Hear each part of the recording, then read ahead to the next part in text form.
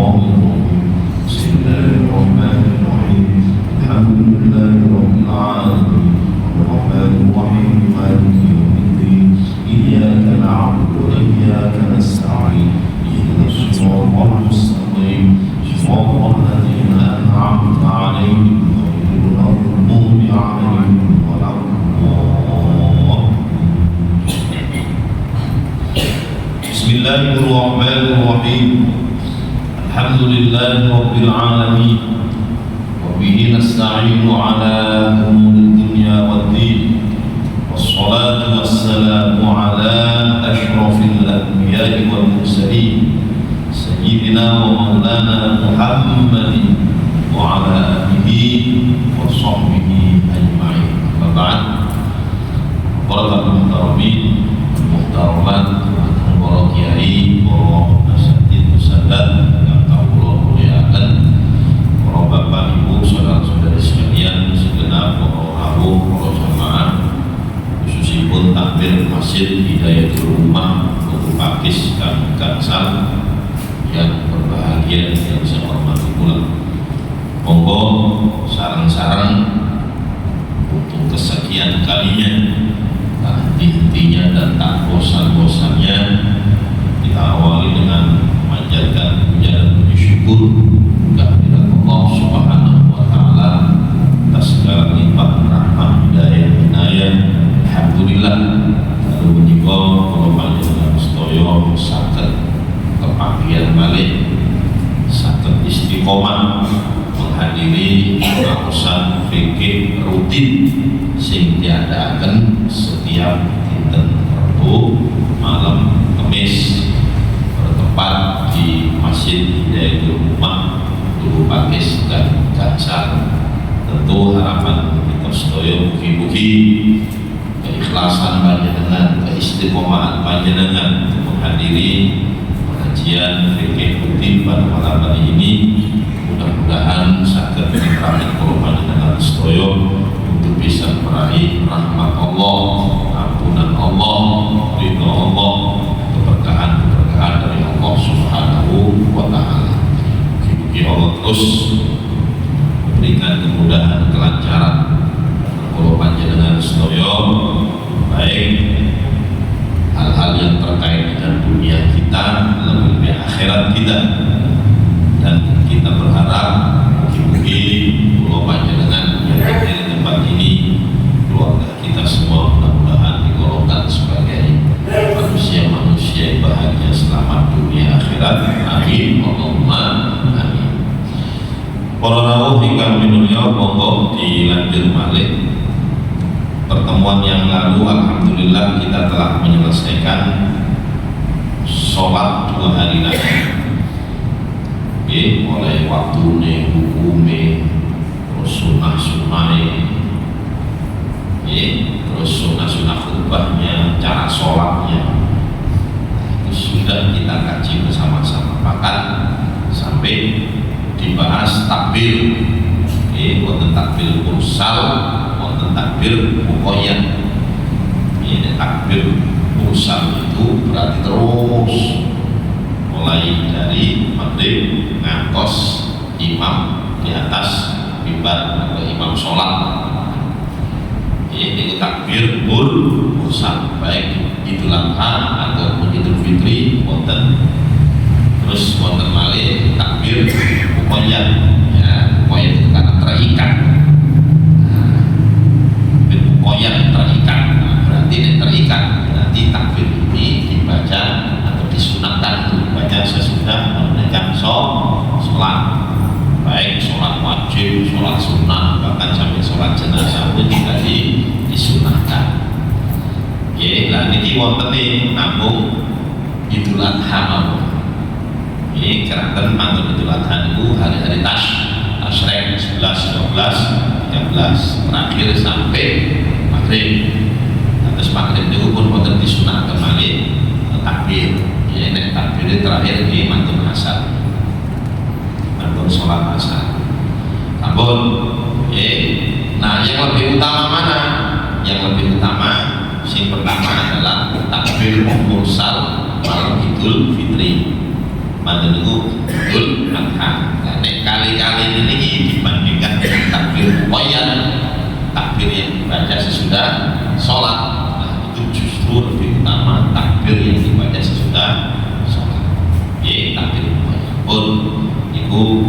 pertemuan yang lalu. Saat ini monggo dilanjut. Bismillahirrahmanirrahim. Babu sholatil kusufain. Bab sholat dua gerhana. Bab sholat dua gerhana.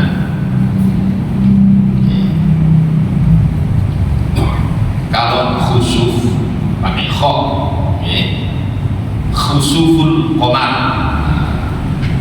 Kalau kho khusuf itu berarti gerhana bulan.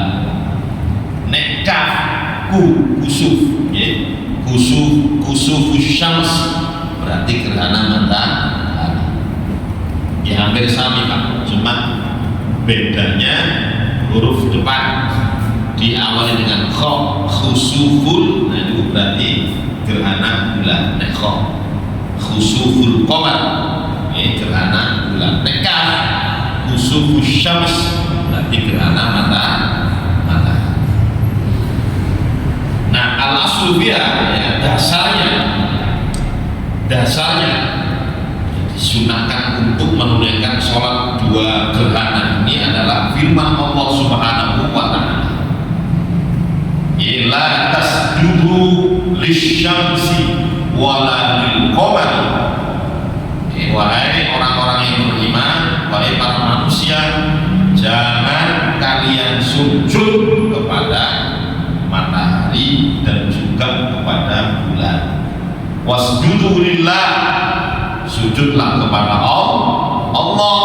Siapa Allah? Alladzi khalaqahum, di mana Allah yang memang telah menciptakan matahari dan bulan itu.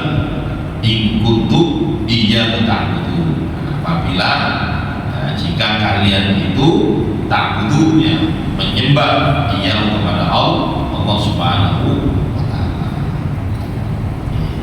Jadi ya ini Pak, perintah Allah. Jadi menunaikan ibadah sholat gerhana baik matahari atau bulan itu perintah Allah. Kenapa? Karena orang-orang dulu Pak, menurut saya itu kepercayaannya itu macam-macam. Ada sebagian yang meyakini bahwa matahari itu sebagai Tuhan, masih meyakini bulan itu sebagai ilah, sebagai Tuhan. Jadi padahal itu semuanya adalah makhluk Allah, ciptaan Allah. Ciptaan Allah. Makanya Allah Subhanahu wa ta'ala menjadikan gerhana matahari dan gerhana bulan sinari dihilang titik. Jadi sinar mataharinya dihilangkan oleh Allah Subhanahu wa ta'ala karena tertutupi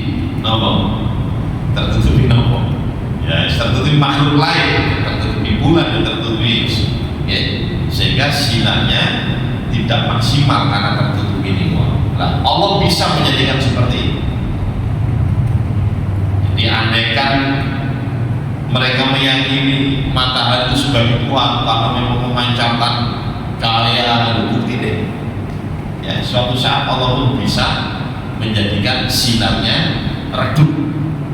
Nah, ini bukti bahwa matahari dan bulan itu diciptakan oleh Allah dan tunduk, ya, dengan Allah.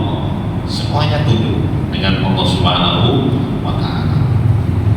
Terus wa khabar, kalau hadisnya di Al-Quran ini, hadisnya inna syamsa wal qamar, sesungguhnya matahari dan bulan itu ayatan min ayatillah, dua tanda kebesaran Allah. Ya, jadi tanda-tanda kebesaran Allah Subhanahu wa ta'ala. Jadi tanda-tanda kebesaran matahari ini, masya Allah Pak, panjenengan tinggali sinar yang bisa menyinari bumi, ya, itu adalah sinar yang memang dibutuhkan, ya, dibutuhkan oleh makhluk-makhluk yang ada di muka bumi. Jadi sing dibutuhkan tok, yang tidak dibutuhkan, ya tidak menyinari bumi. Andaikan dulu saya, kalau sinar matahari itu pokoknya diterima ya dengan bumi semuanya, saya tidak akan ada kehidupan. Oh tempat. Jadi bumi juga diliputi dengan apa? Dengan apa? Rotasi. Hah? Rotasi. Rotasi. Rotasi ini lah puter ya. Jadi bumi ditutupi apa? Atmosfer ya. Atmosfer. Pokoknya itulah. Ya, jadi atmosfer itu di antara fungsinya ya adalah ya bisa menolak sinar matahari yang memang tidak dibutuhkan oleh bumi. Di antaranya panjenengannya justru menjadi vitamin injil panjenengan Masya Allah gitu. Nah, itu ciptaan Allah Subhanahu wa Ta'ala. Jadi tanda-tanda kebesaran Allah. Terus la yang kasifani limauti ahad, tidak ya apa ya, jadi matahari dan bumi ini termasuk tanda-tanda kebesaran Allah Subhanahu wa Ta'ala yang tidak mengalami limauti ahadin, untuk kematian seseorang, walali hayati, dan untuk kehidupan seseorang. Atas kita Pak, dulu zaman Nabi ketika putra beliau yang bernama Ibrahim itu wafat. Jadi putra-putra Nabi itu 3 itu wafat kecil-kecil. Nah, di antaranya Ibrahim itu wafat di saat yang sama wonten napa gerhana matahari. Ya, ada gerhana matahari. Akhirnya ada ya, di antara sebagian mereka ya, oh ini berarti ono gerhana matahari, ini berarti ono balak. Ya, ono balak. Ini apa? Putranya Nabi meninggal dunia.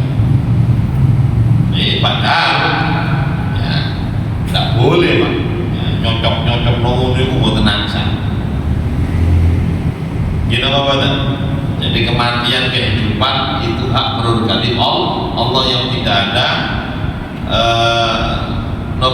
tidak ada sesuatu yang ini berarti ono kematian, ini ono kehidupan, tidak ada. Nah, makanya di sini Nabi menyampaikan bahwa matahari dan bulan itu tanda-tanda kebesaran Allah ya, yang tidak mengalami ya, untuk kematian seseorang atau untuk kehidupan. Fa idza ra'aitum dzalik, apabila kalian melihat gerhana ya, baik matahari atau bulan, fasallu, maka sholatlah kalian, wad'u, berdoalah kalian, hatta yang kasyifa ma'bihu, sampai tersingkap ya, artinya sampai gerhananya selesai tersingkap. Nah, ini jadi sunnah ketika gerhana matahari atau bulan sholat dan berdoa. Kalau orang-orang dulu kan kalau gerhana dimakan butuh hijau ada sebagian ini. Nah itu begitu ya, keyakinan seperti itu ya tidak dibenarkan menurut agama.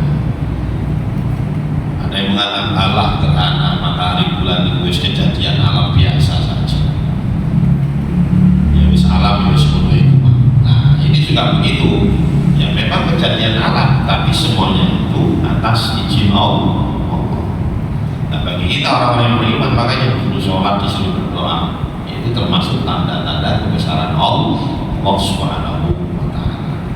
Artinya ketika sinarnya ditutupi oleh Allah saja bisa mampu Allah ya. Bagaimana kalau memang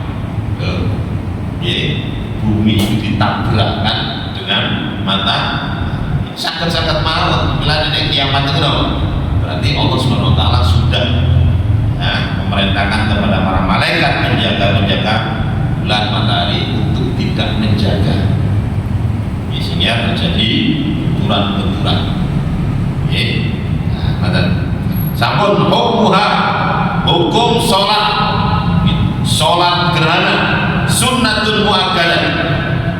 sunnah muakkad, sunnah yang sangat ditekankan, walau limunfaridin, walaupun sendirian.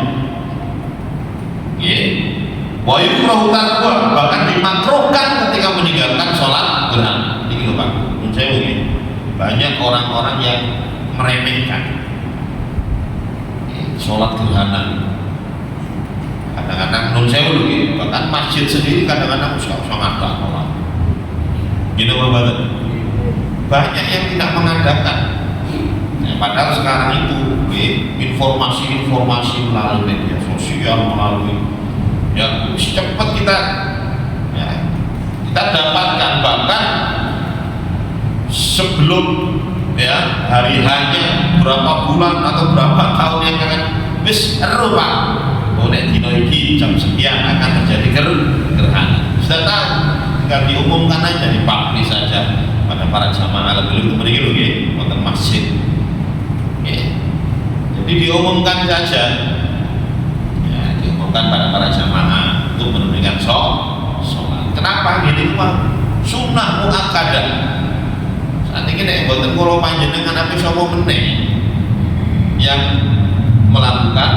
melaksanakan sholat gerhana niku Pak. Ya, bahkan sampai nun sewu ketika di masjid ini tidak mengadakan, ya terus panjenengan bar itu masjid-masjid lintune ketebian, wis daripada enggak sembahyang. Loh, limun faridin saja sendirian itu disunahkan. Bisa letak sepeda mau ya, tanpa buka ngadakan, ya, tapi nama si bodoh kakuan, contoh, ya. Atau mungkin kondisi kurang fit bisa letak, betul untuk kain awak kurang fit bisa sepeda DWI, dan itu bukan apa-apa disunahkan, ya. Tetapi watusan jamaatan, memang disunahkan berjamaah, sunai berjamaah. Wafil masjid, ya, dan di masjid. Wa idhaqah, sekalipun masjid itu sempit, itu disunahkan di masjid. Ya, disunahkan di masjid. Jadi memang Pak, sholat sunnah itu ada yang disunahkan untuk berjamaah, ada yang disunahkan sendirian. Sholat sunnah yang disunahkan berjamaah nopo? Di antara ini sholat tarawih, sholat witir, sholat witir di bulan Ramadan, itu sunnah berjamaah. Terus sholat nopo balik? Idul Adha, Idul Fitri, atau sholat itu disampaikan istisqa. Di antaranya gini, sholat dua gerhana ini. Ya, adapun sholat duha, sholat tahajud, sholat hajat, sholat taubah, sholat tasbih dan sebagainya itu disunahkan sendirian. Biar.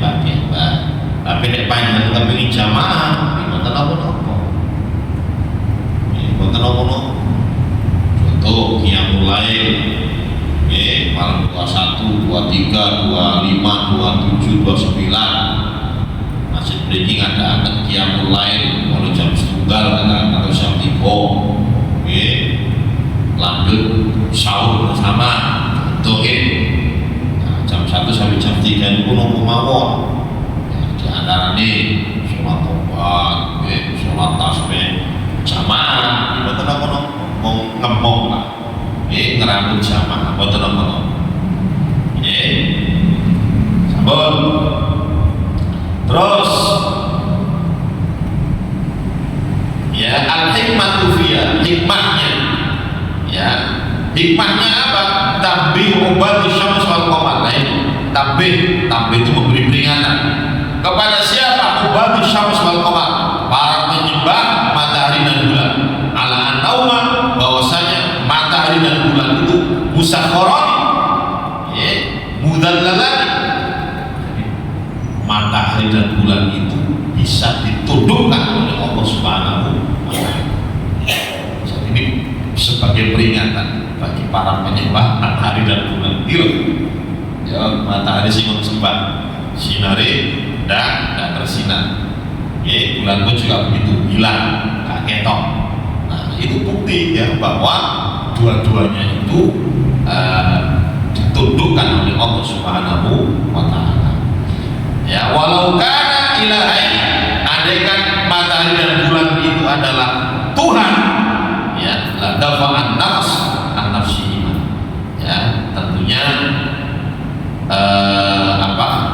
menolak ya, kekurangan ya dari dirinya. Wala bimhan, dan tidak mungkin hilang rumah sinarnya.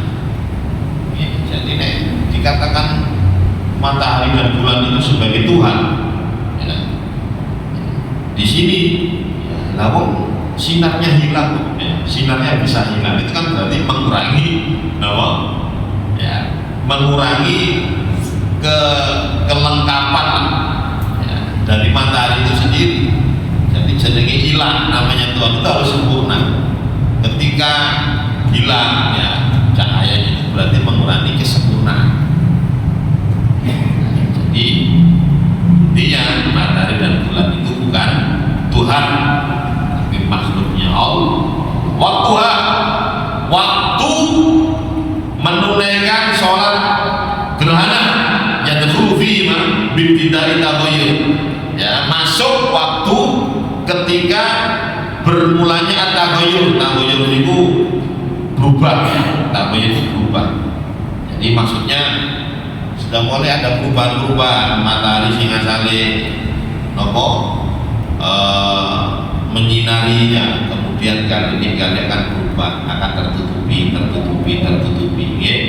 Jadi mulai awal tertutupi ya, itu sudah masuk. Terus contohnya ini matahari, katakan sudah tertutupi sebagian masih belum begini, sehingga itu sudah disunahkan. Awal itu sudah disunahkan, terus sampai ya karena total lah, sampai total bahkan masih terus, pokoknya sampai ketika matahari sudah sempurna sinarnya itu berarti sudah habis. Tadi wayah 7 dan habis fil kusuf ya, pada gerhana matahari. Kapan waktunya habis? Ya, bil injila ya, dengan matahari menjadi bulat lagi, wabi guru bisyams ya, dan dengan tenggelamnya matahari dalam keadaan gerhana. Ya, jadi injila itu sudah terang ya, matahari sudah bulat, itu berarti sudah habis waktunya. Ya, wabil khusuf, kalau pada gerhana bulan bil injila ya, dengan bulan itu sudah bulat ya, sudah terang, wabitul syams ya, dan dengan terbitnya matahari ya, matahari terbit itu berarti ya la bidulil fajar, jadi bukan terbitnya fajar tapi terbitnya matahari. Jadi kalau gerhana bulannya itu mepet mepet teng subuh, mantuni subuh katakan, itu masih ada. Gerhana bulan setelah subuh itu masih ada ya, jadi waktunya habisnya kapan? Ketika matahari sudah terbit ya, atau matahari terbit. Jadi bukan terbitnya fajar, bukan, tapi terbitnya matahari. Nah, terbitnya fajar lah jam pinten tadi masuk subuh itu jam 4 ya. Dan lianna sulqanal qamar, karena sinar cahaya bulan itu layak futu, tidak akan hilang illa bidulu syams, kecuali dengan terbitnya matahari ya. Jadi sinar bulan itu tidak akan hilang Pak, kecuali kalau sudah terbit matahari. Jadi matahari itu terbit matahari sambul pun sanjai kaifiyatu sholatiyah, tata cara sholat. Nah, panjenengan kali kula Pak nyemrapine namung setunggal tata caranya.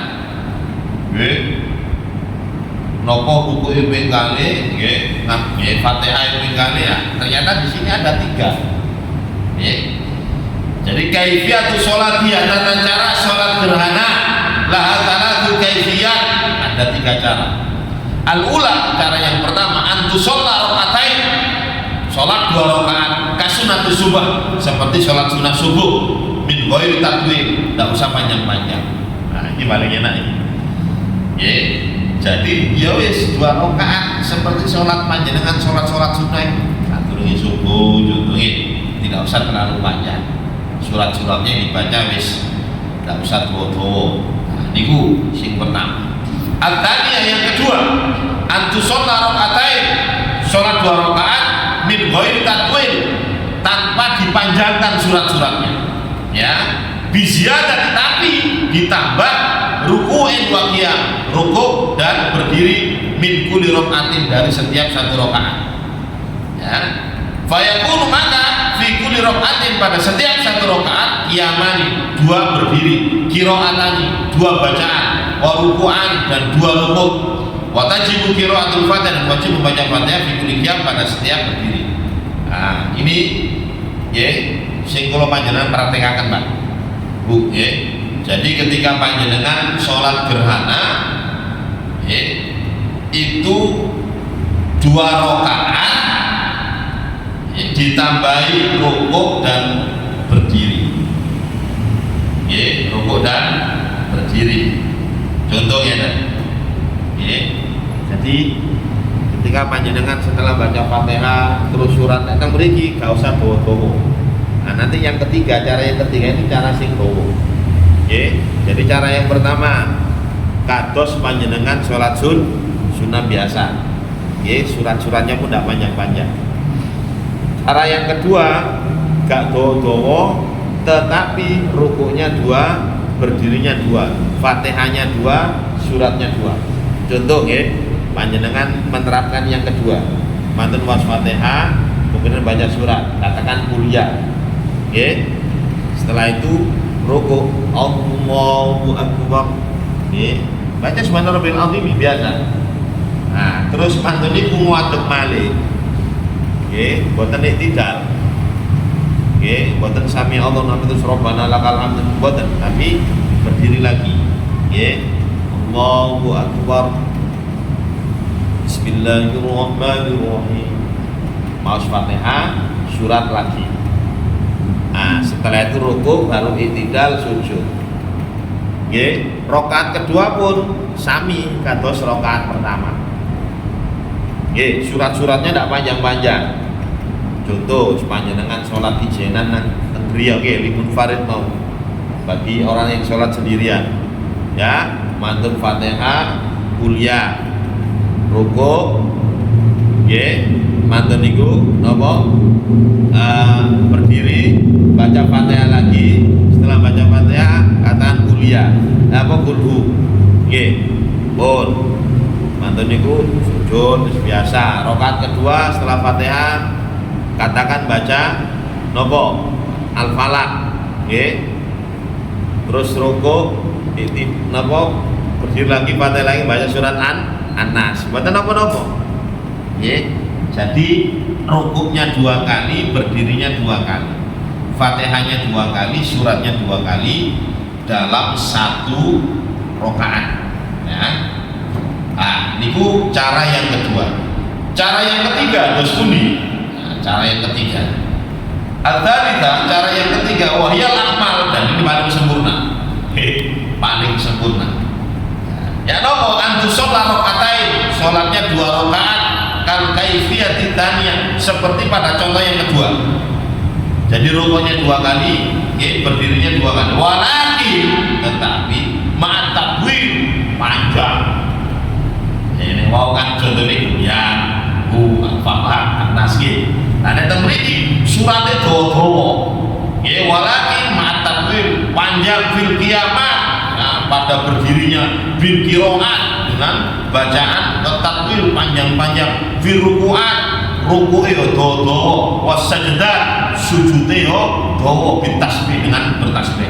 Jadi gak nek ning telu tok. Gak mek subhana rabbil azim bihamdihi. Tapi dawa ya, sujude nggih wonten. Tidak hanya subhana rabbil a'la wa bihamdihi ganda.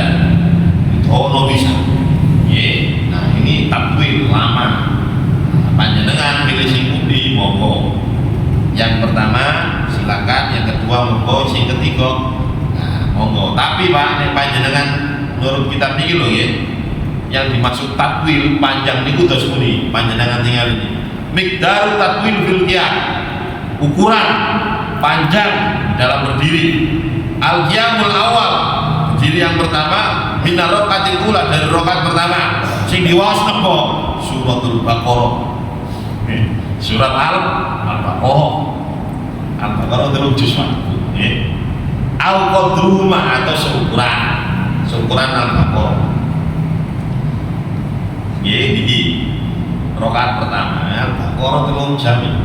Nggih. Katik monyone gak lancar, gak mari-mari. Ya. Ya, terus al-qiyamul tsani, berdiri yang kedua, niku pertama nggih, rukuk mana dulu berdiri lagi. Minar raqatil ula, berdiri yang kedua tapi rakaatnya masih rakaat pertama. Sing diwaos napa? Surat Ali Imran. Surat Ali Imran, al-qadrumah atau seukuran. Waktu mboten apa Ustaz, mboten apa-apa nek panjenengan kita barukan katakan di depan imam dikasih Quran besar. Ya, nek imam ini katakan mboten hafid, ya, atau dikasih slide. Moco nang napa dinding ya. Mboten apa-apa. Sing penting slide esuk mati, mau cepat cepet. Nggih, surat Ali Imran. Ya, walaupun Pak panjenengan tidak baca semuanya dan Pak katakan ambil berapa halaman nah itu qiyam yang kedua pada rakaat yang pertama. Terus al-qiyamul awal, berdiri yang pertama dari rakaat kedua suratul Nisa, surat An-Nisa al-Qadrumah atau seukurannya. Al-qiyamul tsani, berdiri yang kedua minar raqatil tsaniyah, dari rakaat yang kedua suratul Maidah al-Qadrumah, surat Al-Maidah. Ya, total kita juz Al-Maidah, paling tidak kita juz. Ya, jadi mulai Al-Baqarah sampai surat Al-Maidah. Oh, nah itu takbir yang paling sempurna. Ya. Nek panjenengan sekali lagi nek tabarukan kok mawon nggih mboten napa-napa. Ini contoh Al-Baqarah baca berapa ayat, rakaat pertama pada berdiri yang pertama, ya, berdiri yang kedua berapa ayat lagi, mboten napa-napa, ya. Nek kepen sempurna ini ki biasane damel sing tiyang hafid-hafid iki lho, Pak. Yang sing hafid-hafid, sing macane cepet. Terus miqdar tatwil fi ruku'at, ukuran panjang pada rukuk ini wala pas berdiri ya, ini rukuknya ya, wa midru fi sajadah, dan semisalnya juga pada sujud. Nopo ar-rukul awal, rukuk yang pertama dari rakaat pertama, rukuk yang pertama ini dari rakaat pertama bi qadri mi'ati ayatin, seukuran 100 ayat min suratil Baqarah, dari surat Al-Baqarah. Jadi panjenengan ketika baca surat Al-Baqarah sampai 100 ayat itu katakan 10 menit ya. Berarti tasbihnya itu ya, membaca rukuk itu 10 menit. Subhanallah 10 menit. Ya. Nah, terus manten itu yang pertama. Ar-ruku' tadi, rukuk yang kedua minar raqatil ula, ya, dari rakaat yang pertama biqadri tamanina ayatan minna, seukuran 80 ayat. Jadi yang rukuk pertama 100 ayat, rukuk kedua 80 ayat seukuran. Ar-rukul awal, rukuk yang pertama minar raqatil tsaniyah, dari rakaat kedua biqadri sab'ina ayat, 70 ayat. Rukuk yang kedua dari rakaat kedua biqadri khamsina ayat, 50. Jadi 100, 80, 70, 50. Berarti total pinten? 180 ditambah 70, 50. 130 berarti 230. 180 ditambah 120. 300. Pas no, pas 300 berarti. Ya, pas 300 ayat.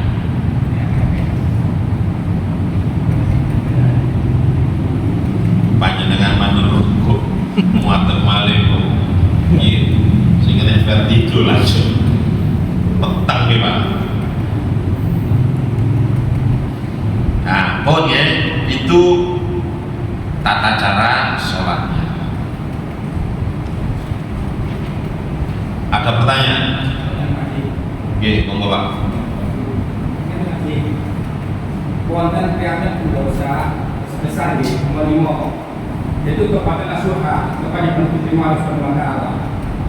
Apakah akan gugur Pak Agam dan gugur dengan pertanyaan mereka yang akhir? Ya. Sambut. Ya. Ngeten Pak. Kalau dosa itu ada kaitannya dengan manusia, cara taubatnya ditambah setengah, kadang minta halalnya ya, atau minta maaf. Jadi taubat nasuha itu kalau panjenengan berdosa kepada Allah, katakan mulimo, pokoknya dosa-dosa kepada Allah lah, itu cara taubatnya gampang.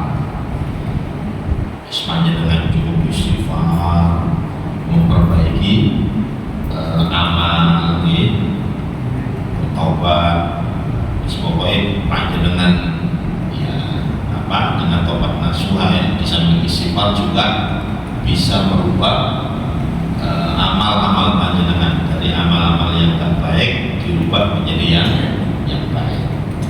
Insya Allah dengan tobat seperti itu Allah akan mengampuni dosa-dosa panjenengan. Bahkan di dalam sebuah hadis Nabi pernah menyampaikan at-taib minadz dzambi kaman la dzambalah. Orang yang bertobat dari dosa dengan benar-benar bertobat seolah-olah dia tidak pernah melakukan dosa tersebut. Artinya memang benar-benar telah dihapus oleh Allah. Nah ini kalau dosanya dosa kepada Allah. Tapi nek dosa kali menungso, dosa kepada manusia, maka cara tobatnya tidak bisa apa yang istighfar tok. Pun saya ratusan, atau mungkin ribuan bahkan jutaan istighfar untuk bisa menghilangkan dosa yang ada kaitan dengan manusia ini, ya, tidak bisa. Buatan saja. Jadi Allah akan mengampuni dosa-dosa kita sepanjang ya, yang kita zalimi itu memberi maaf ya, dan menghalalkan. Itu kalau ada kaitannya dengan masalah harta, kalau piutang ada piutang. Nah, ketika dia ada kemampuan untuk bisa membayar, ya disaur. Kus aku kan bayar, aku tobat, aku siap. Buatan saya, ya. Jadi tidak bisa, harus dibayar. Lah, nek memang kondisinya semakin terpuruk, dan iso bayar. Nah, nek cara bahasa Quran ini, wa in kana dzu usratin fanadhiratun ila maisar. Andaikan seorang yang hutang itu dzu usratin, usrah itu berat, repot, sulit untuk nyaur. Jadi dia ada niat untuk membayar, tapi ya nopo, semakin hari semakin nopo terpuruk, tidak bisa membayar. Maka yang menghutangi itu fanadhiratun ila maisar, hendaklah memberikan tenggang waktu sampai lapang. Sampai lapang.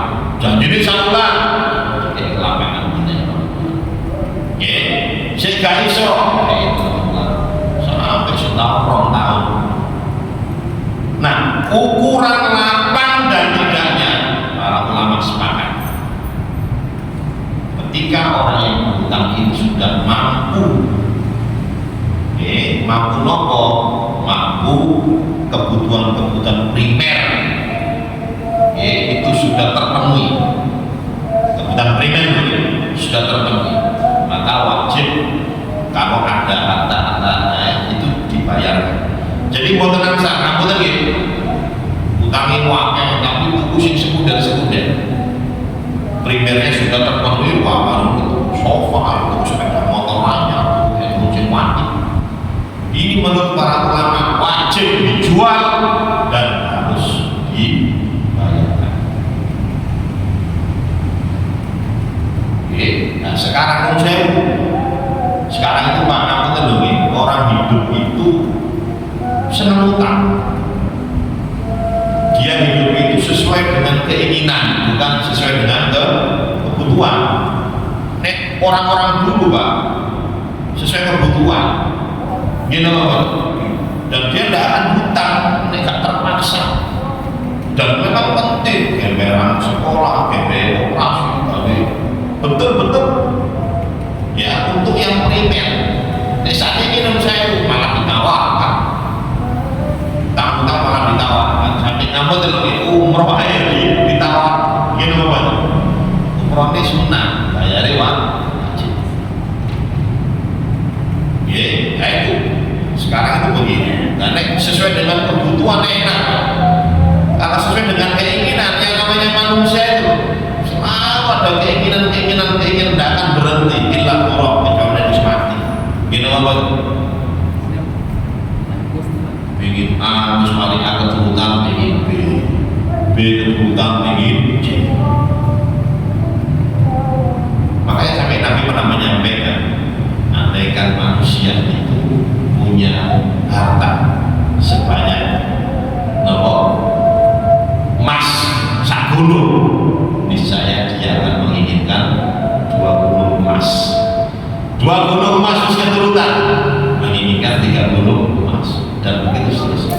Nah, saat ini ibu panjenengan kalau tak lagi panjenengan itu kalau bujuk kartu emas 10 gram, seneng banget Bu, seneng banget Bu. Baik kan ibu kono ini seneng. Nah, sampai ini wonten 20 gram panjenengan kene bodoh sampai kemarin 30 gram ini pun di mana ya jelas, ya itulah keinginan terus tidak akan terhenti. Mobil sini kurang dulu. Ya, nah sekarang hidup itu sekali lagi nek sesuai dengan keinginan, gak mari-mari Pak tangkono. Ya, nah padahal di sini sekali lagi, ya, lah nek wis kaya ngono para orang, sing ngutang ini wae, nggih delok kondisi ini semakin terpuruk, betul-betul terpuruk nggih. Maka akhlak yang terpuji adalah dia memutihkan piutang. Memang angel. Kalau ini kalau nanti bahas tentang bab hisab ini, jadi di antaranya orang yang mendapatkan hisab yang ringan, ya hisab yang ringan itu di antaranya di dunia dulu dia sering memutihkan piutang. Kalau sering memutihkan, maka Allah pun juga akan memutihkan dosa-dosanya. Cuma menurut saya gak gampang. Ya jumlahnya nopo ratusan atau jutaan, pirang juta. Jadi ratusan juta pakai mana bagi putih lagi. Gitu. Tapi gini Pak, ya gambarannya seperti ini. Nah, jadi cara tobatnya bagaimana? Yuk disaur. Kalau tidak bisa sampai meninggal dunia, ya ahli waris. Makanya sampai non saya dulu sebelum waris itu dibagi, ini anak-anak yang ngerti dulu harus dirapat ambisi bapaknya diutang bukan. Jadi dibayarkan dulu, sisanya baru diwaris. Untuk diwaris disyukur, soalnya bapak dia itu ngapunten. Sampai mati syahid pun ketika masih ada hutang, ya. Padahal mati syahid mati yang mulia, nah, itu masih ditangguhkan kesyahidannya sampai terlunaskan. Nah ini itu nek bab hutang. Begitu juga dengan bab merasani, ya, bab menfitnah, bab menggunjing, ya harus sepuro. Tidak bisa hanya rasanya mau merasanya gini bisifat Nah makanya cara tobat justru kalau dosanya kepada manusia itu lebih sulit. beribadah ketika banyak dosa kepada Allah Subhanahu wa ta'ala. Di satu sisi kalau panjenengan sebagai makhluk sosial, makhluk yang tidak bisa hidup sendirian, mesti ada penungso. Gini apa? Lebih-lebih daerah okupatis, padat penduduk. Panjenengan keluar sudah dihadapkan tetangga, pulang ya keluarga. Yang utama dihadapkan dengan rekan-rekan kerja. Nah maksud gua kumpul di tonggo ini. Nah setiap kali bertemu dengan manusia-manusia yang lain, biasanya gesekan-gesekan. Gini apa? Gini apa? Kalau gesekan-gesekan. Kadang-kadang masih kecemplungan di DS, tersinggung. Ayo. Makanya repot jadi harus hati-hati ketika bergaul. Itu jawaban kalau Pak. Jadi cara taubatnya kalau dosanya itu ada kaitan dengan manusia harus diselesaikan. Itu meskipun Nabi Musa itu membunuh seorang ada membunuhnya nggak ada tanggung jawab hanya malaikat nggak ada sopong nggak masuk saat itu membunuh seorang ada seorang dibunuh. Ya no, cerita ya. Makanya Jibril dengan malaikat dengan malaikat Ridwan menanya Ridwan disuruh pondok di sana dengan pondoknya itu bukan Nabi Musa. Jadi itu di dalam kitab Riyadhus Shalihin terangkan. Jadi dia itu bertanya kepada pendeta. Ini kan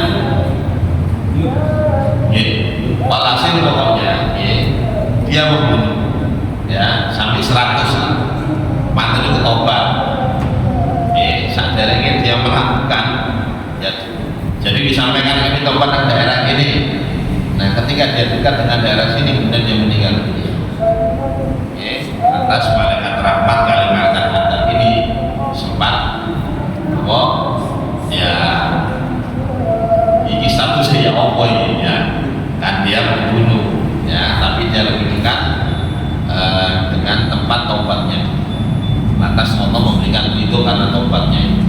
Nah jadi itu Pak ya masuk surga itu bukan berarti terus masuk surga langsung ya banyak itu memang kehendak Allah ya. Kalau kita berbicara tentang masuk surga dan tidaknya itu memang ranahnya Allah, wewenang Allah SWT. Artinya ketika Allah memasukkan dia ke surga langsung dengan dosa kepada manusia banyak, ya itu terserah Allah. Ya, cuman yang saya sampaikan ini adalah ranahnya ranah kita gitu, ya ranah kita. Jadi manusia ideal itu begitu. Ya contoh saat ini, ono maksiat tapi di ono surga kalian Allah, terserah Allah. Hak-haknya Allah. Lah tapi kalau ranah kita nek kepingin ansar ridho Allah melakukan kebaikan itu bawa Pak nggih pun niki mawon insyaallah Pak nggih kapan-kapan saya dilanjutkan nggih karena waktunya sudah bisa sampun cekap niki nggih pun kita akhiri dengan kafaratul majelis subhanallahumma bihamdika asyhadu an la ilaha illa anta astaghfiruka wa atubu ilaik.